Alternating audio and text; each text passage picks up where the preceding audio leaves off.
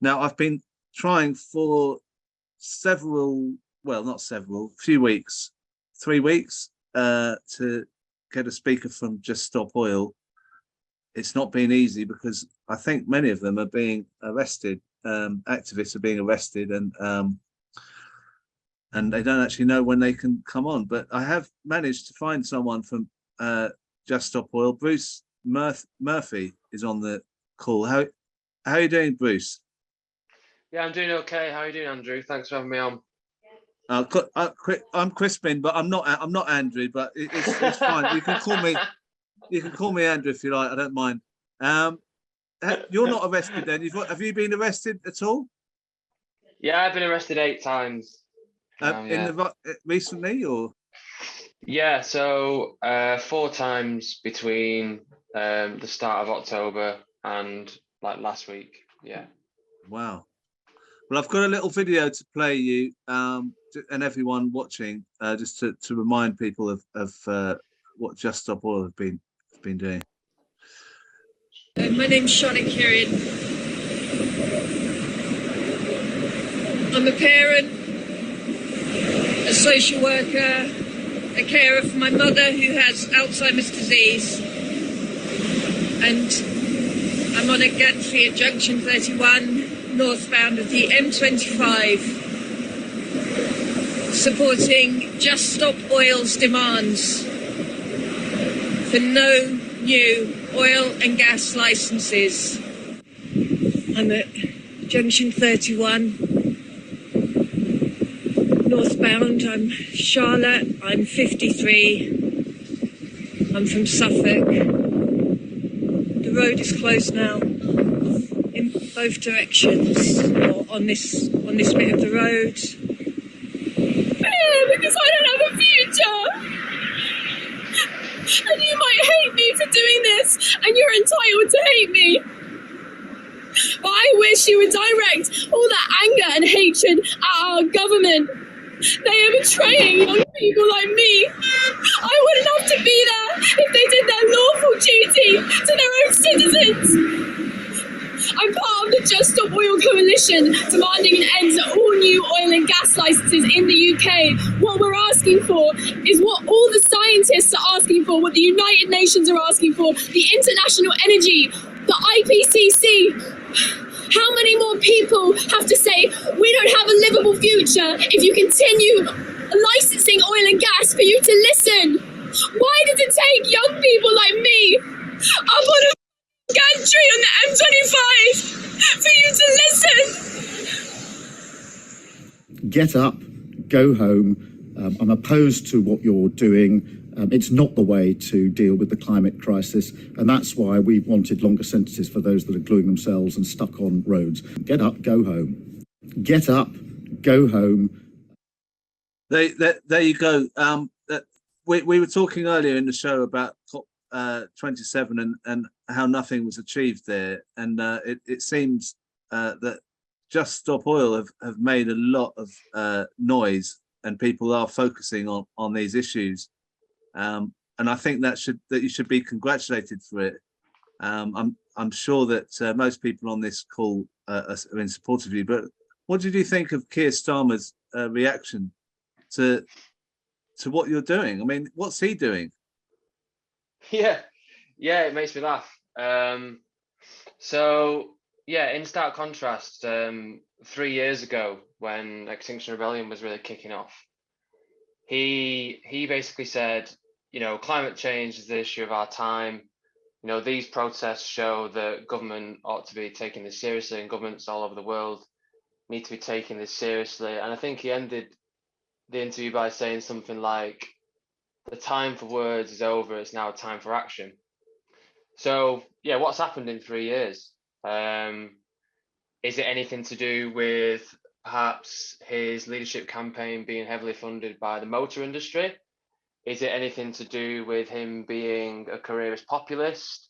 Is it anything to do with him being just kind of like seemingly an unprincipled leader who just wants to get elected and is looking at Twitter feeds and looking at how much people are angry about this and just kind of jumping on that bandwagon? Yeah, I just look at it and that's what I see really. In stark What? contrast, go on. No, I mean, I just wanted to show you that there's a lot of support for what you're saying on this show. These are subscribers of the show, 879 in a survey. Keir Starmer said tougher measures should be made against Just Stop Oil campaigners. Do you agree with him? 61% strongly disagree, 17% disagree, 6% somewhat disagree. Very few agree with him. And then on this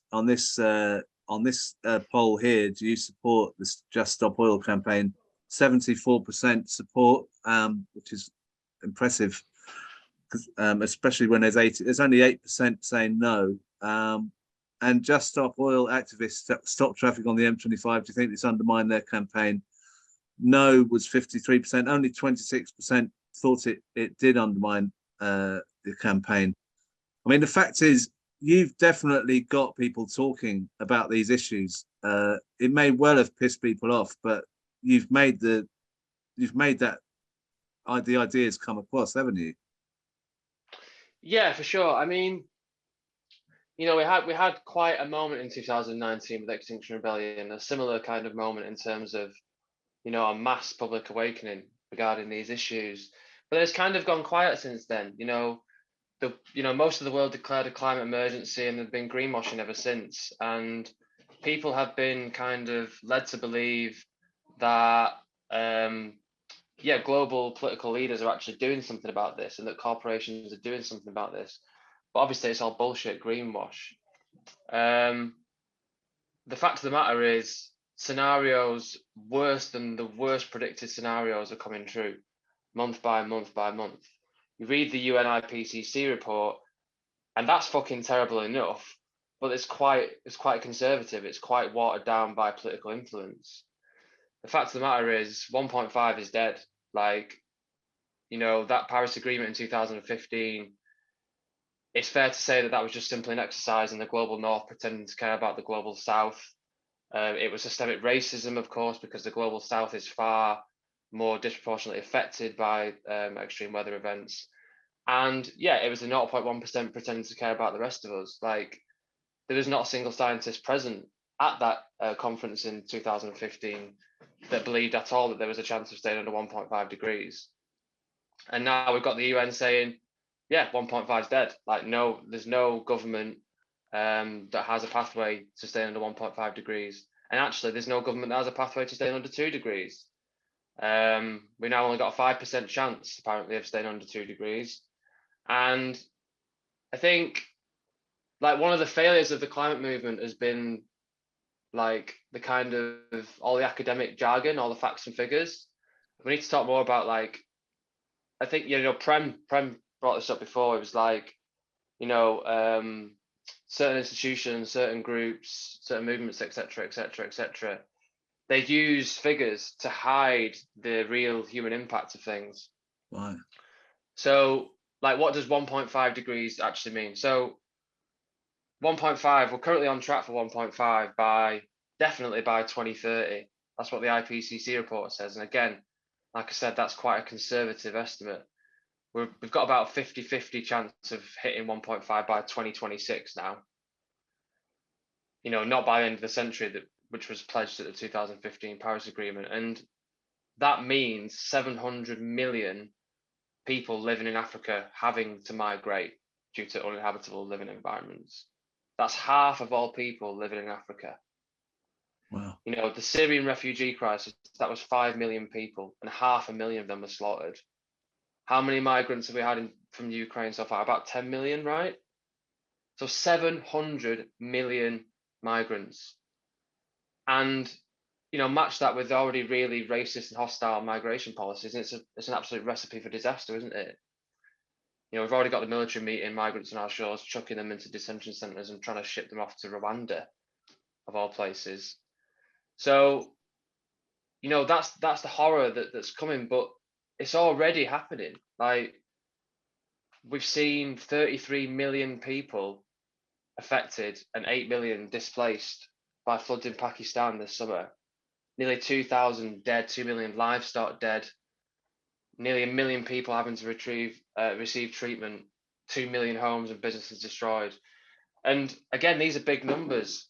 So let's imagine that you're a mother or a father living in Pakistan, and you have to go through the episode of witnessing your child drowned to death in front of your eyes just because a few people in a distant land want to be richer, more powerful, and therefore just plow on with business as usual. Their mantra is, if we're going down, we're taking everyone with them. We're taking everyone with us. That's the reality of the situation. And we've seen, like eye-watering temperature records being smashed across Europe this summer, right, as well. We had 40 degrees in the UK. It's mental. Like, and what did that mean?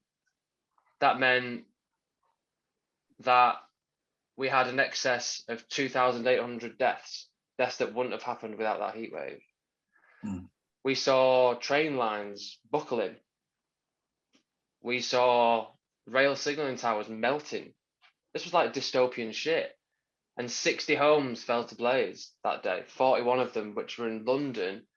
And that required pretty much the entirety of the facilities of the Greater London Fire Service, because they've been battered so much by cuts, but also because this country is just not prepared for this. We're completely underprepared.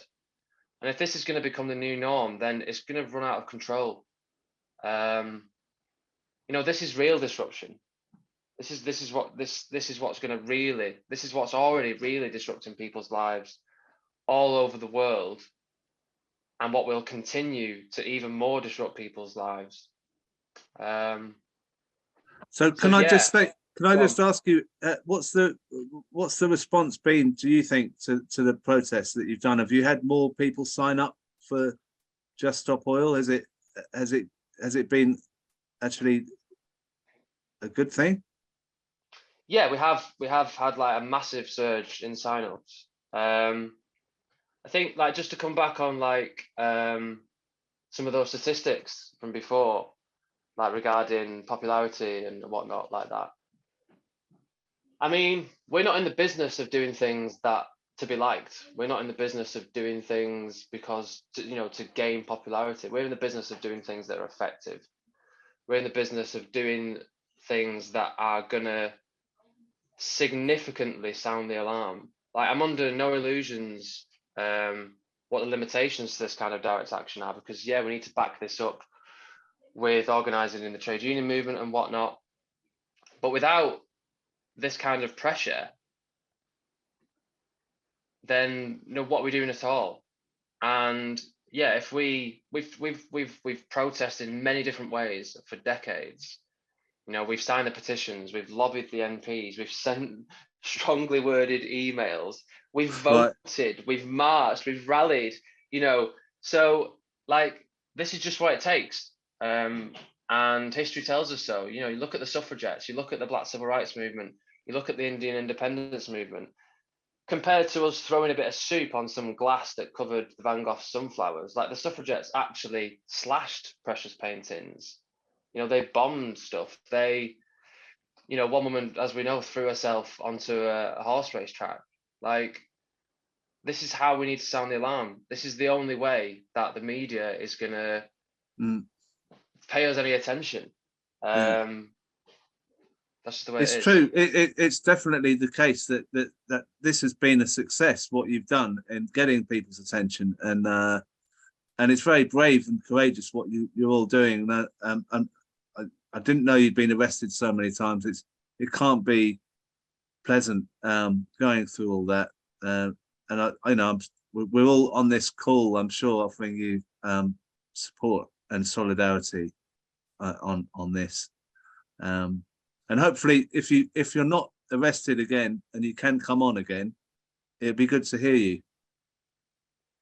Thank you. Yeah, absolutely. I'd love to. And I mean, like, just on that point, like, regarding being arrested, I mean, I'm lucky enough to not be in prison. I've not done anything yet that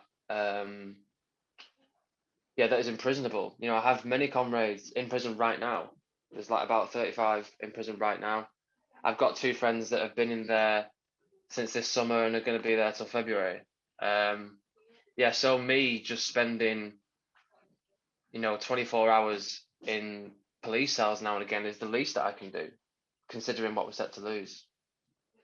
Yeah. Well, I think you're an inspiration, and thank you for coming on. Thank you, Bruce. Cheers. Thanks for having me. I appreciate it.